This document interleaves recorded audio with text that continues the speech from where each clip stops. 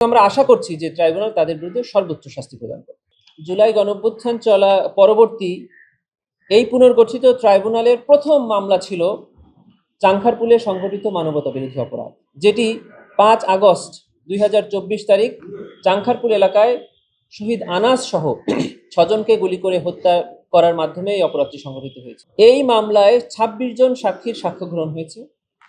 এই মামলায় প্রসিকিউশন মনে করে যে 8 জন আসামি আছে প্রত্যেকের বিরুদ্ধে তাদের বিরুদ্ধে আনিত অভিযোগ সন্দেহাতীতভাবে প্রমাণ করতে সক্ষম হয়েছে।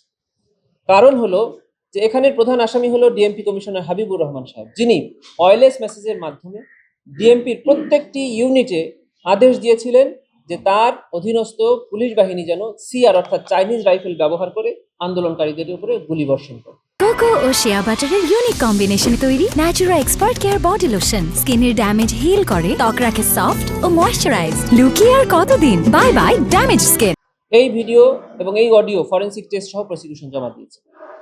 যে সকল পুলিশ সদস্যরা ওই দিন ওখানে দায়িত্বরত ছিল কিন্তু যারা গুলি করেনি, তারা ট্রাইব্যুনালে এসে সাক্ষ্য দিয়ে বলেছেন যে আমাদের উপরে গুলি করার নির্দেশ ছিল, আমরা করিনি, আমাদেরকে হুমকি দেওয়া হয়েছে, আমার পাশে উপস্থিত থেকে অমুক গুলি করেছে।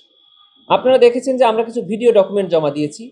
ওই ঘটনাস্থলে যারা গুলি করছেন, যারা রাইফেলে গুলি লোড করছেন, গুলি শেষ করে কখনো শুয়ে, কখনো দাঁড়িয়ে, কখনো হাঁটু গেড়ে নির্দিষ্ট টার্গেট নিয়ে ছাত্র জনতাকে লক্ষ্য করে গুলি করছেন এবং এক একজন গুলিতে আহত হয়ে পড়ে যাচ্ছেন, তারপর মারা যাচ্ছেন। এই ভিডিও আমরা জমা দিয়েছি।